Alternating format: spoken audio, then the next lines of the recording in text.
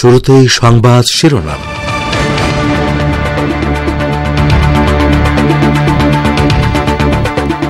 ইরানের পরমাণু কর্মসূচি নিয়ে পাশ্চাত্যের সৃষ্ট সমস্যার সমাধানে বেইজিং বৈঠক গুরুত্বপূর্ণ ভূমিকা পালন করবে, ইরানের উপপররাষ্ট্রমন্ত্রীর আশাবাদ। যুদ্ধবিরতি লঙ্ঘন করে গাজায় মানুষ হত্যা করে যাচ্ছে ইসরায়েল। যুদ্ধবিরতির পরবর্তী ধাপে মার্কিন ইসরায়েলি পণবন্দীকে মুক্তি দিতে রাজি হয়েছে হামাস। রোহিঙ্গা ইস্যুতে বাংলাদেশের প্রতি জাতিসংঘের সমর্থন পুনর্ব্যক্ত গুতেরেসে। সংস্কার ও নির্বাচন যত দ্রুত করা যায় তার উপর জোর দিলেন ফখরুল। এবং ভারতের প্রয়াত রাজনীতিবিদ মহাত্মা গান্ধীর প্রপৌত্র তুষার গান্ধীকে গ্রেপ্তারের দাবি জানিয়েছে হিন্দুত্ববাদী বিজেপি ও রাষ্ট্রীয় স্বয়ংসেবক সংঘ RSS।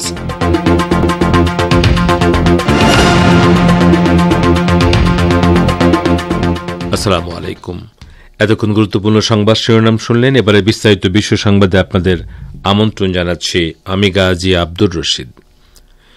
ইরানের পরমাণু কর্মসূচি নিয়ে পাশ্চাত্যের সৃষ্ট সমস্যা সমাধানে বেইজিংয়ে শুক্রবার অনুষ্ঠিত ত্রিপক্ষীয় বৈঠক গুরুত্বপূর্ণ ভূমিকা পালন করবে বলে ইরানের উপপররাষ্ট্রমন্ত্রী কাজেম গারিবাবাদি আশা প্রকাশ করেছেন। তিনি 2015 সালে 6 জাতিগোষ্ঠীর সঙ্গে ইরানের স্বাক্ষরিত পরমাণু সমঝোতা থেকে আমেরিকার একতরফাভাবে বেরিয়ে যাওয়াকে সব সমস্যার মূল বলে আখ্যায়িত করেছেন।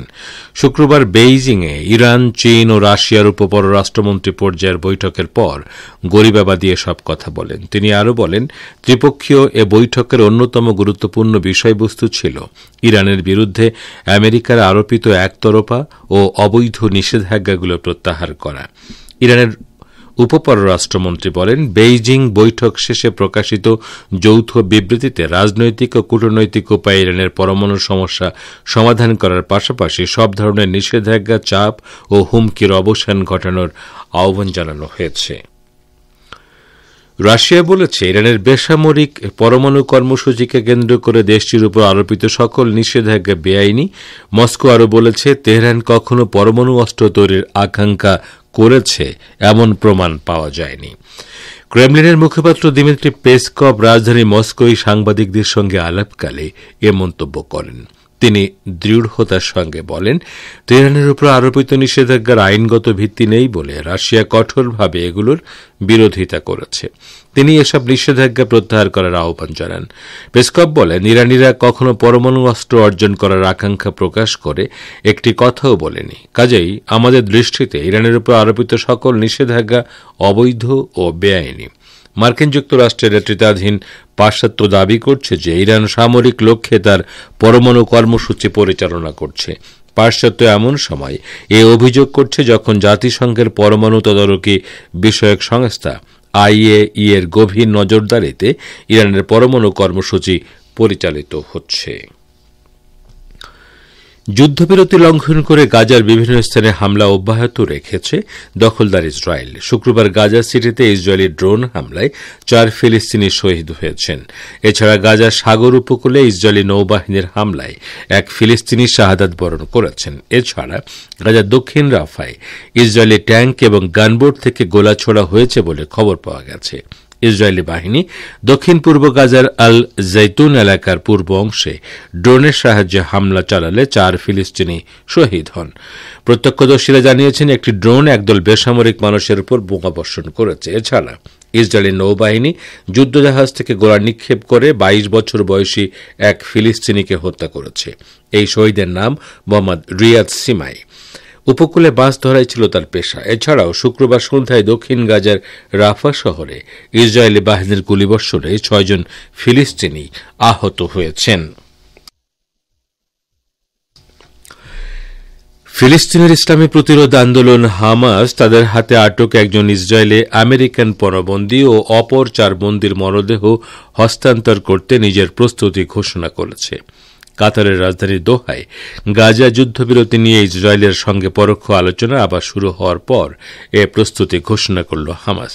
হামাস শুক্রবার এক বিবৃতিতে বলেছে, গাজা যুদ্ধবিরতি নিয়ে আলোচনা আবার শুরু করার জন্য ভ্রাতৃপ্রতিম মধ্যস্থতাকারীদের পক্ষ থেকে প্রস্তাব গ্রহণ করেছেন হামাসের নেতৃবৃন্দ। এর জবাবে ইহুদিবাদী সেনা ইদেন আলেকজান্ডারকে মুক্তি দিতে সম্মত হয়েছে হামাস। আলেকজান্ডারের মার্কিন নাগরিকত্ব রয়েছে। এছাড়া আরও 4 দ্বৈত নাগরিকের লাশ ফেরত দিতে সম্মত হয়েছে হামাস। সংগঠনটির শীর্ষস্থানীয় কর্মকর্তা তাহের আন নুনু একথা নিশ্চিত করেছেন। ওই 5 জনই ইসরায়েলি আমেরিকান নাগরিক। হামাস একই সঙ্গে দৃঢ়ভাবে নিজের এই সিদ্ধান্তে অটল থাকার কথা ঘোষণা দিয়েছে যে গাজায় দ্বিতীয় দফা যুদ্ধবিরতিতে তারা তখনই সম্মত হবেন যখন তা স্থায়ীভাবে গাজার উপর চাপিয়ে দেয়া গণহত্যামূলক যুদ্ধের সমাপ্তি ঘটাবে। জাতিসংঘ মহাসচিব অ্যান্তোনিও গুতেরেস রোহিঙ্গা ইস্যুতে বাংলাদেশকে জাতিসংঘের সমর্থন অব্যাহত রাখার কথা পুনর্ব্যক্ত করেছেন। আজ সকালে রাজধানীর গুলশানে জাতিসংঘের নতুন ভবনে এক অনুষ্ঠানে বক্তৃতাকালে তিনি এই আশ্বাস দেন। জাতিসংঘ শান্তি মিশনে বাংলাদেশি শান্তিরক্ষীদের অবদানের কথা স্মরণ করে গুতেরেস বলেন, তারা এক্ষেত্রে গুরুত্বপূর্ণ ভূমিকা পালন করেছে। এ সময় তিনি বাংলাদেশের অন্তর্বর্তীকালীন সরকারের সংস্কারের উদ্যোগ নিয়েও আলোচনা করেন। গুতেরেস আজ জাতিসংঘে বাংলাদেশের সদস্যপদ লাভের 50তম বার্ষিকী উপলক্ষে আয়োজিত এক আলোকচিত্র প্রদর্শনী ঘুরে দেখতে এবং জাতিসংঘের আনুষ্ঠানিক পতাকা উত্তোলন করতে গুলশানে জাতিসংঘের নতুন ভবন পরিদর্শনে যান। বাংলাদেশ জাতীয়তাবাদী দল বা বিএনপি মহাসচিব মির্জা ফখরুল ইসলাম আলমগীর বলেছেন, আমরা আমাদের বক্তব্যের মধ্যে বলেছি সংস্কার অবশ্যই করতে হবে। সংস্কারের কথা সবার আগে বলেছে, কিন্তু সংস্কারটা যত দ্রুত করা যায়। আমরা মূলত যেটা বলেছি, নির্বাচন কেন্দ্রিক যে বিষয়গুলো আছে সেটা করে ফেলা, দ্রুত নির্বাচন করা এবং একটা পার্লামেন্টের মাধ্যমে বাকি বিষয়গুলো করতে হবে। এটা চলমান প্রক্রিয়া। সেই বিষয়গুলো বলে এসেছে। আজ দুপুরে জাতিসংঘের মহাসচিব অ্যান্তোনিও গুতেরেসের সঙ্গে রাজধানীর একটি হোটেলে বৈঠক শেষে সাংবাদিকদের এসব কথা বলেন তিনি।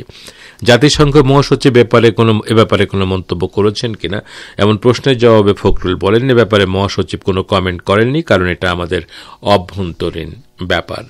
আপনারা বিশ্ব সংবাদ শুনছেন রেডিও তেহরান থেকে, আর প্রচারিত হচ্ছে বাংলাদেশ ও ভারতে শর্টওয়েভ 25 মিটার ব্যান্ডে, এছাড়া বিশ্বজুড়ে ইন্টারনেট ও স্যাটেলাইটে।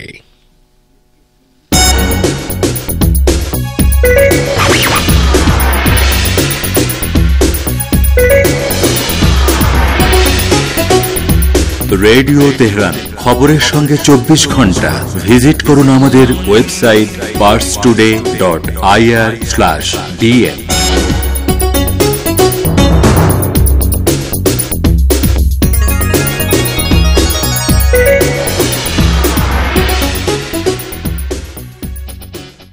আবারও ফিরে এলাম বিশ্ব সংবাদে। ভারতীয় রাজনীতিবিদ মোহনদাস করমচাঁদ গান্ধী বা মহাত্মা গান্ধীর প্রপৌত্র তুষার গান্ধীকে গ্রেপ্তারের দাবি জানিয়েছে হিন্দুত্ববাদী বিজেপি ও রাষ্ট্রীয় স্বয়ংসেবক সংঘ আরএসএস। আরএসএসকে বিষাক্ত হিসেবে অভিহিত করায় তার বিরুদ্ধে বিক্ষোভও করেছে গেরুয়া শিবির।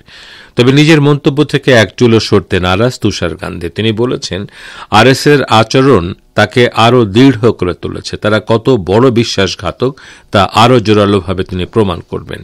সম্প্রতি কেরালার তিরুবনন্তপুরম জেলার নোয়াট্টিকারায় বিশিষ্ট গান্ধীবাদী গোপীনাথন নায়ারের এক অবক্ষ মূর্তির উন্মোচন উপলক্ষে তুষার গান্ধী বলেছিলেন, বিজেপিকে আমরা পরাজিত করতে পারব, কিন্তু আসল বিষ হল আরএসএস। তারা এই দেশের মন ও আত্মা বিষয়ে দিতে চাইছে।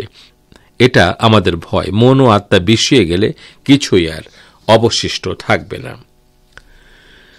পাকিস্তানের আন্তঃবাহিনী জনসংযোগ দপ্তরের মহাপরিচালক লেফটেন্যান্ট জেনারেল আহমেদ শরীফ চৌধুরী ভারতকে বেলুচিস্তানের সন্ত্রাসবাদের প্রধান পৃষ্ঠপোষক বলে অভিযোগ করেছেন। বেলুচিস্তানের জাফর এক্সপ্রেস ট্রেনে যাত্রীদের জিম্মি করার ঘটনা প্রসঙ্গে তিনি এ অভিযোগ করেন।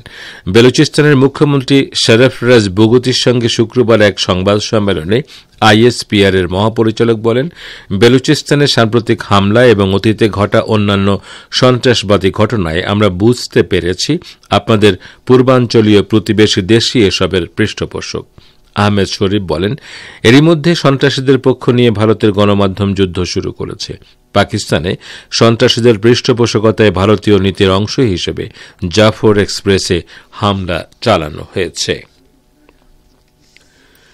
লেবাননের পার্লামেন্ট স্পিকার নাবি বেরি বলেছেন, লেবাননকে রক্ষা করতে হলে দেশের দক্ষিণাঞ্চলকে রক্ষা করতে হবে এবং দেশের 1 বিঘত ভূখণ্ডের বিষয়েও ছাড় দেয়া হবে না। তিনি এক ভাষণে আরও বলেন, লেবানন সকল চাপ সত্ত্বেও তার 1 বিঘত ভূখণ্ড বা তিল পরিমাণ ভূমি এবং সার্বভৌমত্বের বিষয়ে কারো সঙ্গে আপোষ করবে না। ইহুদিবাদী ইসরায়েলের দখল থেকে নিজের সমস্ত ভূখণ্ড মুক্ত করার জন্য সকল প্রকার উপায় অবলম্বন করা হবে বলেও তিনি স্পষ্ট ঘোষণা দিয়েছেন। নাবি বেরি আরও বলেছেন, লেবাননকে রক্ষা করার জন্য দেশের দক্ষিণ অংশকে রক্ষা করতে হবে, আর লেবাননকে রক্ষা করার জাতীয় দায়িত্ব। এক্ষেত্রে কোনো মতবিরোধ থাকা অগ্রহণযোগ্য। এক্ষেত্রে ঐক্যমত্য বজায় রাখতে হবে। লেবাননের পার্লামেন্টারি স্পিকার বলেন, বিশ্বাস করুন, আমরা যদি ঐক্যবদ্ধ থাকি তাহলে লেবাননের সামনে থাকা সমস্ত চ্যালেঞ্জ কাটিয়ে উঠতে পারব।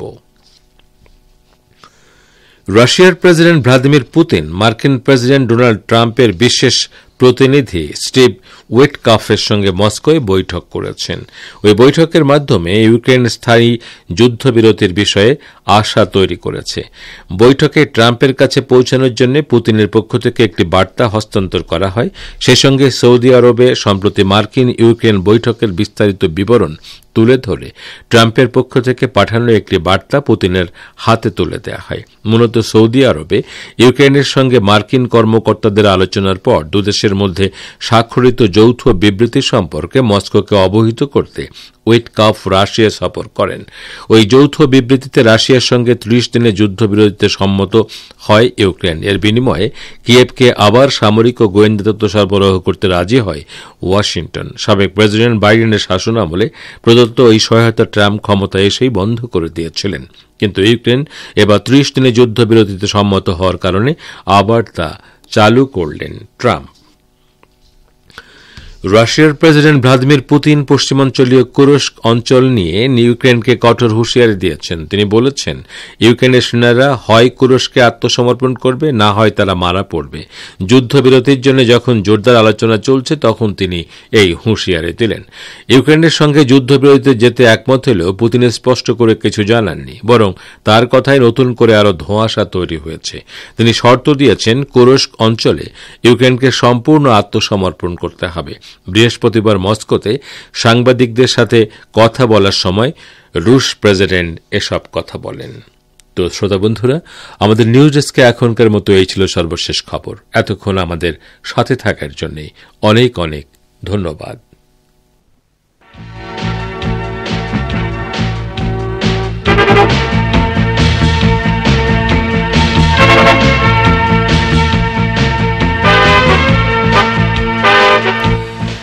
বিশ্ব সংবাদ শুনলেন রেডিও তেহরান থেকে। শ্রোতা বন্ধুরা, এবারে আমন্ত্রণ জানাচ্ছি সংবাদ ভাষ্যের অনুষ্ঠান দৃষ্টিপাতে। ইরান কেন আমেরিকার সঙ্গে আলোচনা করতে চায় না, সেটার ব্যাখ্যা দিয়েছেন ইরানের সর্বোচ্চ নেতা আয়াতুল্লাহ উজমা খামেনেই। এখন এ সম্পর্কে রয়েছে একটি প্রতিবেদন, শুনুন সহকর্মী সোহেল আহমেদের পরিবেশনায়। বিশ্বের বলদর্পী শক্তিগুলো ইসলামী বিপ্লবের বিরুদ্ধে ষড়যন্ত্রের পথ থেকে এখনো সরে আসেনি বলে মন্তব্য করেছেন ইরানের সর্বোচ্চ নেতা আয়াতুল্লাহ উজমা খামেনেই। তিনি বলেছেন, ওরা বলছে তাদের স্বার্থ সবার আগে, অর্থাৎ সমগ্র বিশ্বের পক্ষ থেকেই তাদের স্বার্থটা প্রাধান্য দিতে হবে। বর্তমানে সবাই তাদের এই স্বার্থপরতা প্রত্যক্ষ করছে। গত বুধবার বিকেলে ইরানের সর্বোচ্চ নেতা আয়াতুল্লাহ উজমা খামেনেইর সঙ্গে সারা দেশের হাজার হাজার ছাত্রছাত্রী সাক্ষাৎ করেছেন। এই সাক্ষাতে তিনি গুরুত্বপূর্ণ বক্তব্য রাখেন।